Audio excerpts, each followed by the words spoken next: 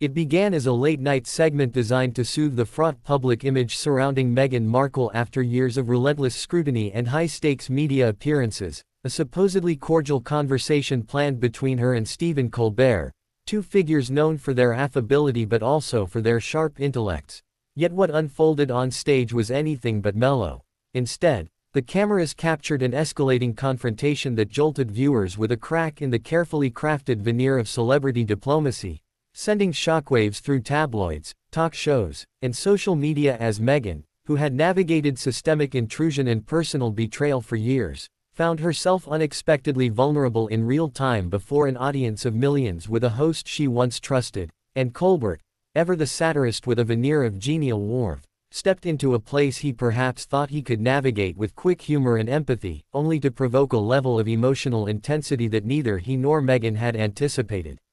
The opening carried a light tone, with Colbert commenting on her recent documentary and her advocacy work, framing her as an inspiration, but the atmosphere shifted when he delicately touched on Prince Harry's recent political commentary, his film projects with liberal themes, speeches at global summits, and a willingness to challenge democratic norms, and asked Meghan if she feared that stepping too far into political territory could alienate parts of their largely conservative fan base. A question delivered with pretended innocence but with an undercurrent of strategic tension that hinted at a deeper challenge, one Meghan hadn't quite expected mid-interview.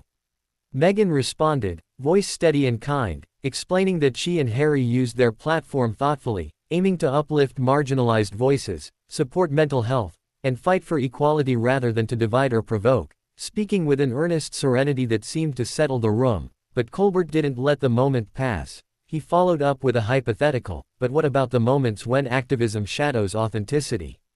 When the message gets lost in the momentum, how do you recalibrate then? And though he said it softly, the question landed like a test one might give to a public figure known for media poise, simultaneously acknowledging her global role while challenging the cohesion of her message.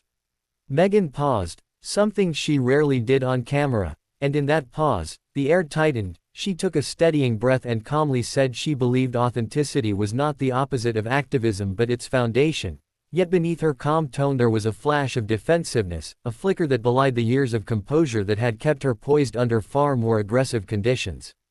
Colbert nodded, pushing further, saying gently, I hear you, but in an era where every statement is dissected and recontextualized instantaneously, isn't there a risk that your authenticity gets overshadowed, or weaponized by critics? And though framed as a probing question, the phrasing carried an echo of the very media tactics they'd both criticized, calling into question the sincerity of her public persona while couching it in the language of concern. And for a moment, Meghan's expression shifted, tension rippling across her face, an emotional undercurrent that began to show cracks in a carefully polished public persona.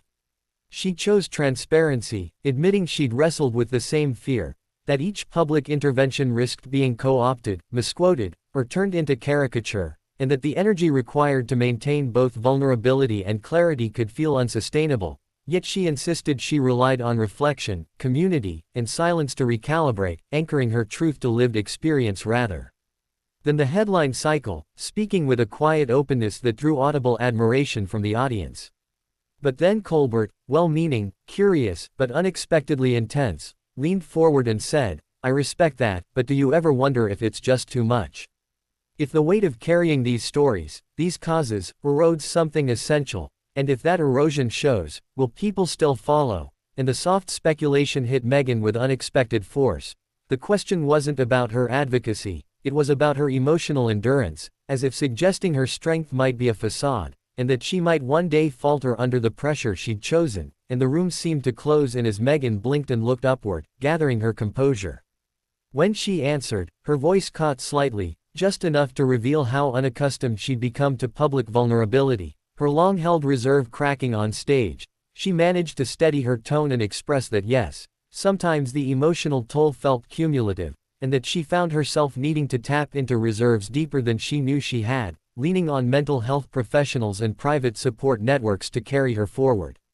The disclosure landed like a drumbeat, audible empathy rising from the audience, but as the moment deepened, Colbert issued a follow-up question that didn't connect, and if those reserves were near depletion, what would people do?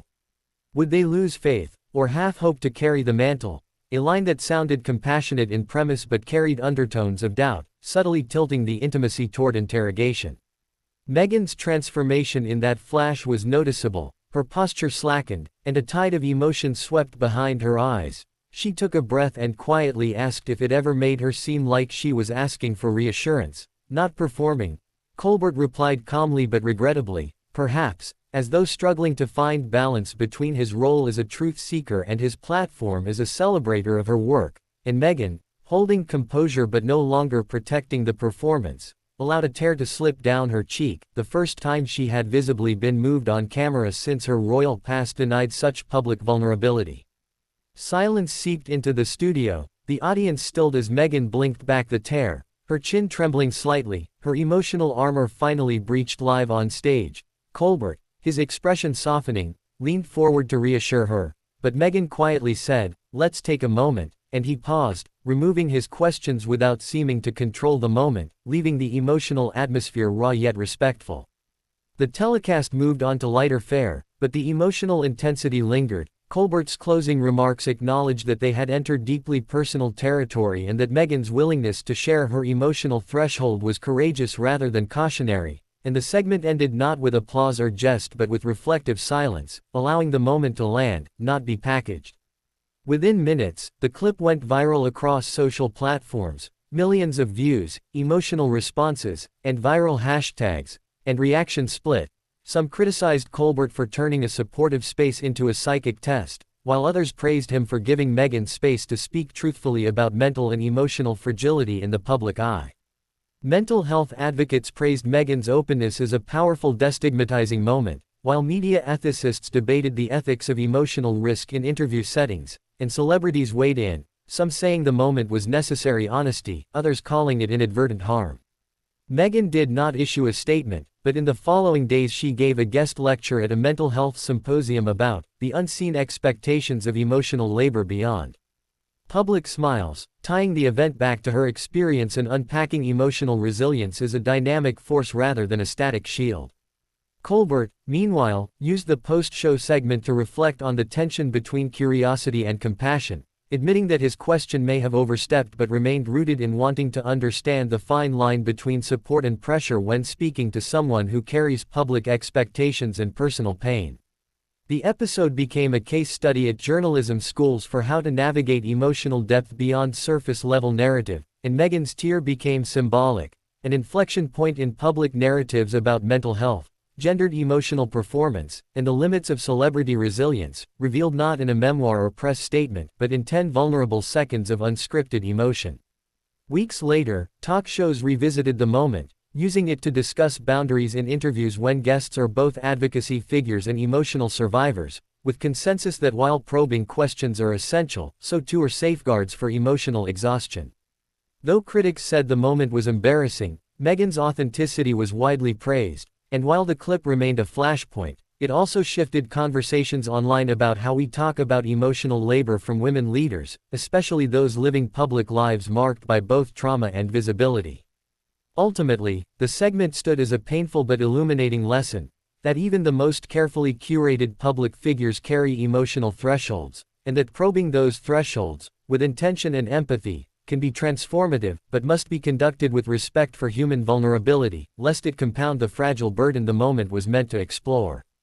In the days that followed the deeply emotional and widely discussed moment between Meghan Markle and Stephen Colbert, the public conversation grew more layered and intense, branching out from basic sympathy or criticism and morphing into an extended cultural dialogue about the nature of emotional labor, especially when performed under the scrutiny of both media and monarchy, and how the burden of appearing endlessly composed while also being endlessly available to share personal truths creates a paradox that even the most articulate advocates eventually cannot sustain without consequence. Media analysts on both sides of the Atlantic picked apart every nuance of the exchange, with some praising Meghan's restraint and vulnerability as groundbreaking, a reset on how women in power are allowed to show pain, while others argued that Colbert, however well-meaning, had crossed an invisible boundary by pulling at emotional threads without offering the safety net of true empathy, highlighting the double-edged sword of authenticity as both a cultural currency and a source of psychological exhaustion.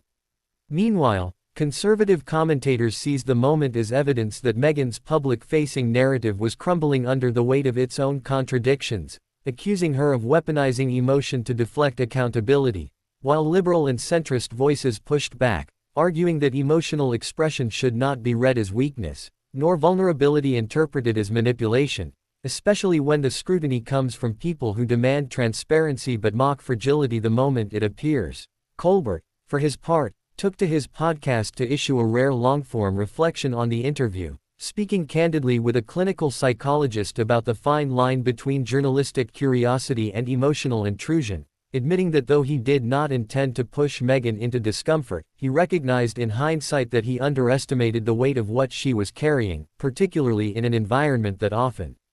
performs intimacy while expecting perfection. Meghan, true to her now refined media strategy, made no immediate public comment about the incident, but her next public appearance, at a youth mental health summit in San Francisco, spoke volumes through gesture alone. Dressed in simple neutral tones, she began her keynote speech not with a scripted call to action but with a moment of silence for those whose inner battles are not visible to the world, subtly acknowledging the emotional impact of her previous interview without needing to name it, and in doing so, reclaimed control of her narrative in the only way that still felt dignified, by letting silence speak louder than any rebuttal. Audience members described her as calm but deeply present, someone who had clearly spent time reflecting and recalibrating, and even those once skeptical of her motivations found a new appreciation for the way she walked back into the spotlight not with polished defensiveness but with quiet, resolute presence, modeling in real time what it means to face emotional disarray and return stronger without growing harder. Psychological professionals, writers, and activists rallied around her on social media, with prominent trauma experts writing think pieces about how emotional endurance shouldn't have to come at the cost of emotional visibility, using Meghan's experience as a springboard to demand better boundaries in media spaces that ask for confession but rarely offer care in return.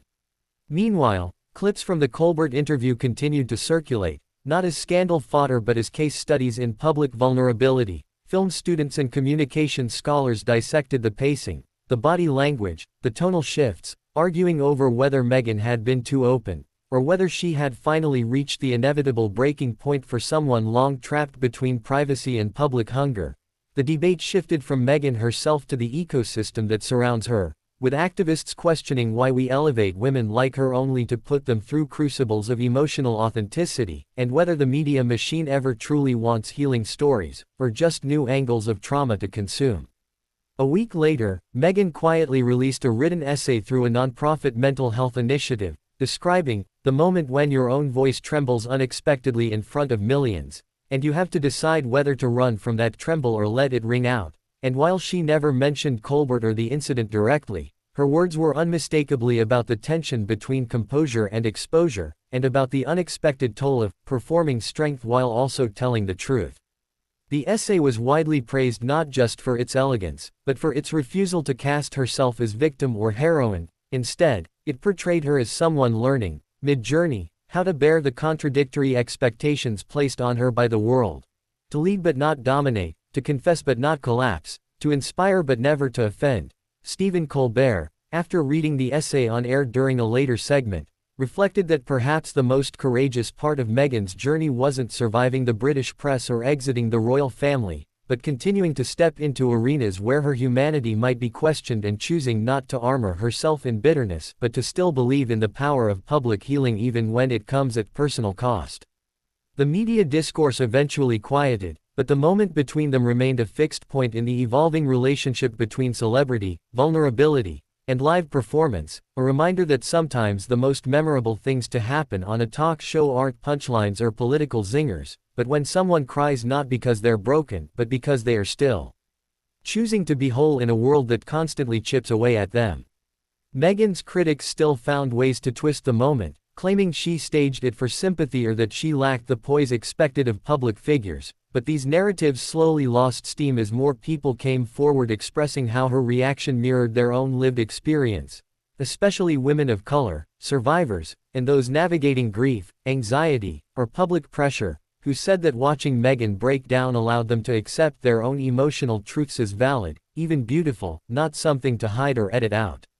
In the months that followed, Meghan began incorporating themes of emotional literacy and psychological resilience into more of her public work, launching a new podcast series focused not on celebrity guests but everyday people navigating impossible pressures with dignity, each episode beginning with the phrase, "Sometimes strength sounds like silence, and sometimes it sounds like tears," a clear callback to that night on Colbert's stage, now reframed not as embarrassment but as origin. Colbert himself became more openly reflective in interviews, often crediting the Meghan exchange as a turning point in how he approached high-profile guests, learning not just how to ask better questions but when not to ask at all, admitting that in his pursuit of authenticity, he had sometimes overlooked the need to make space for guests to simply exist without expectation. Behind the scenes, producers and booking agents across the industry took note. More prep was offered to emotionally complex guests, interviews became more collaborative in framing, and the culture of gotcha vulnerability slowly gave way to one that balanced inquiry with consent, a small but meaningful shift sparked by one unexpected, unscripted tear on a soundstage in New York.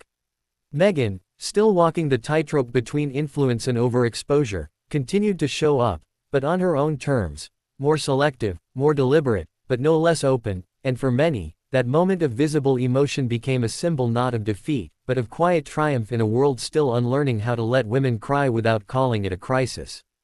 Over time, the moment faded from headlines but lived on as a quiet, defining ripple, proof that not every emotional break is a fall, and sometimes, it's exactly what the world needs to witness to remember what real courage looks like when it isn't filtered or choreographed, but allowed to unfold, tremble and all.